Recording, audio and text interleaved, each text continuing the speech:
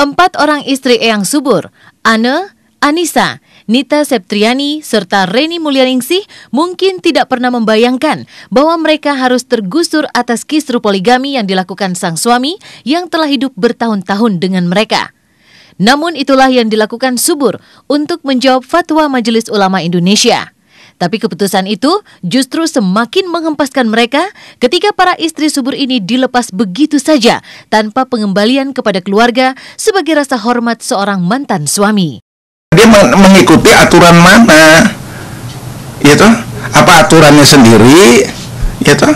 Kalau mengikuti anjuran MUI harus melepaskan yang 4, tata caranya harus betul. Jangan main dilepas begitu aja. Atau diundi siapa yang saya mau lepas gitu. Hanya secara hukum kalau mau melepaskan istri-istrinya itu bagaimana caranya. Begitu dong, supaya yang dilepas juga ada jaminan hukumnya. Eyang Subur tidak pernah mengusir mereka. Fatwa Majelis Ulama tidak pernah bilang bahwa begitu lepas usir mereka, tidak ada itu. Ya? Kalaupun mereka merupakan bagian dari rumah itu, status mereka bukan istri. Mereka mungkin membantu aktivitas atau yang lain-lain, atau balik lagi sebagai pembantu, ya. Tetapi tidak dalam kapasitas. Untuk itu kapan dia mau keluar silakan.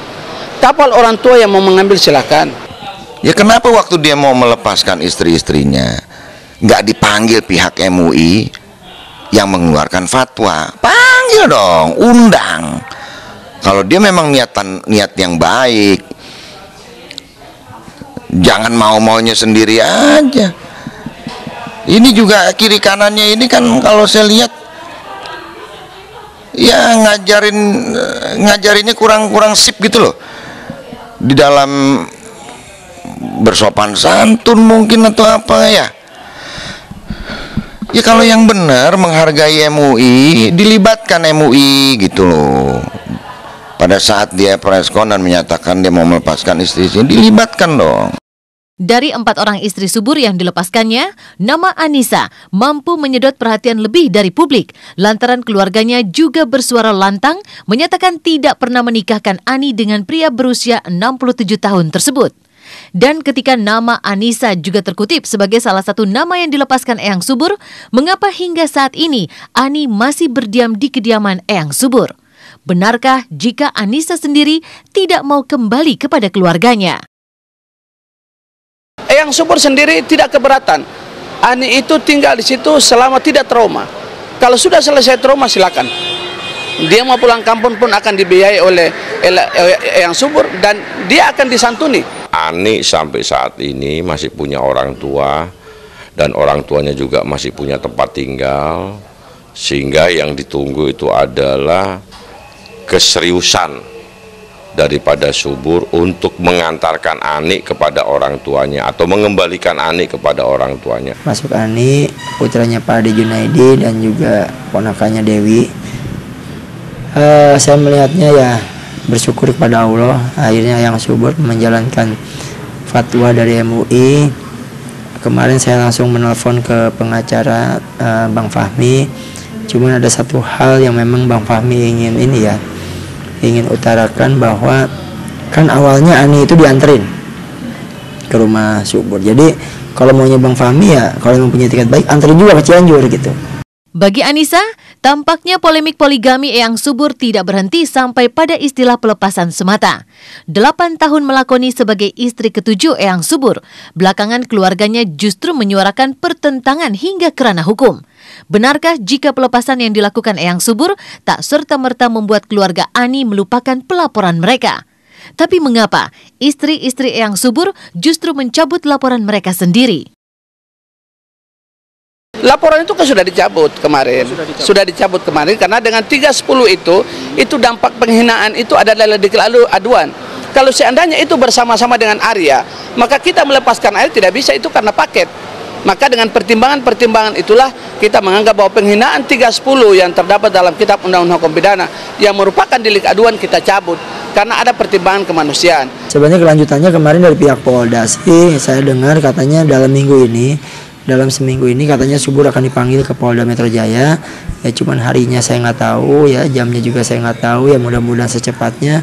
Ya tetaplah walaupun gimana pun dia tetap harus mempertanggungjawabkan apa yang dia perbuat. Dengan adanya pelepasan atau melepas, itu menjadi bukti pengakuan yang dilakukan oleh Subur bahwa memang ada sesuatu yang menyimpang atau sesuatu yang tidak benar secara akidah dan tidak benar secara undang-undang.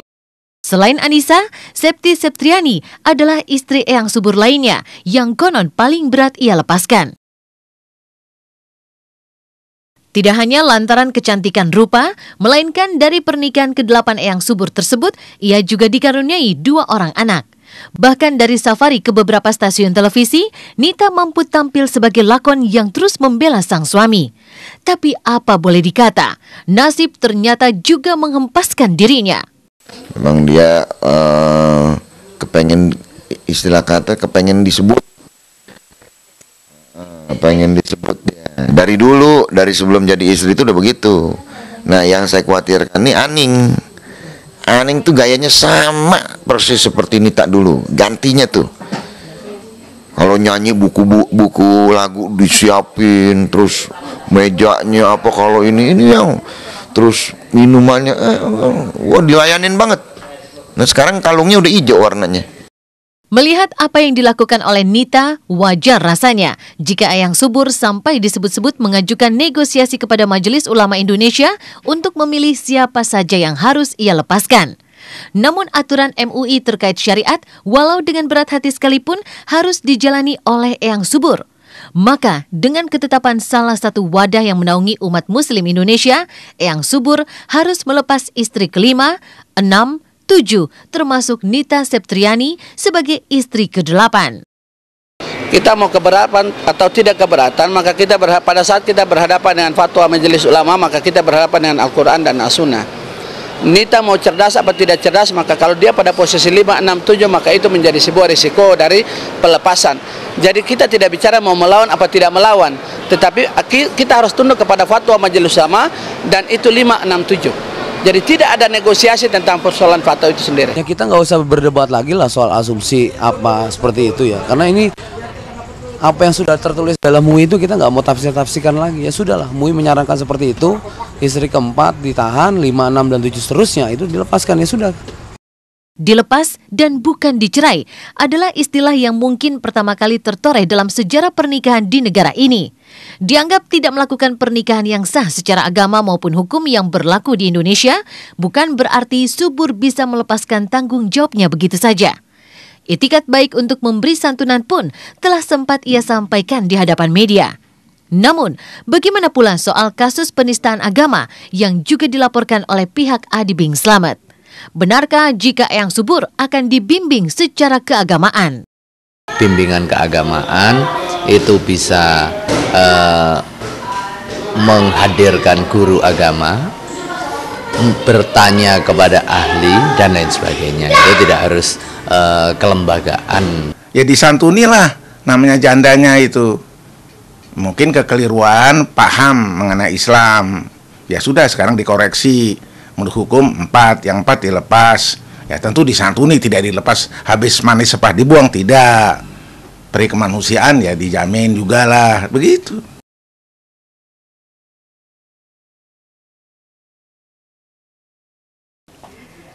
Halo, selamat pagi pemirsa Was-Was. Dengan suasana hangat pada pagi hari ini, saya Indah Alex akan menemani Anda selama 1 jam, tentunya hanya di Was-Was. Setelah diawali kabar dari istri-istri Eyang Subur pasca perceraian, kabar Was-Was selanjutnya datang dari Anang Hermansyah dan Ashanti. Pelantun tembang Mengapa Oh Mengapa ini kini dikabarkan tengah berbadan 2. Lantas seperti apa ya pemirsa kebahagiaan 2 sejoli ini dalam menyambut calon anggota baru dalam keluarga mereka?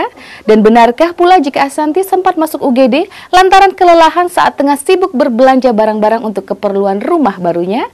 Nah pemirsa jangan kemana-mana karena berita yang kami sajikan bukan sekedar berita, sebab Anda patut was-was sebelum menyaksikan Was-Was.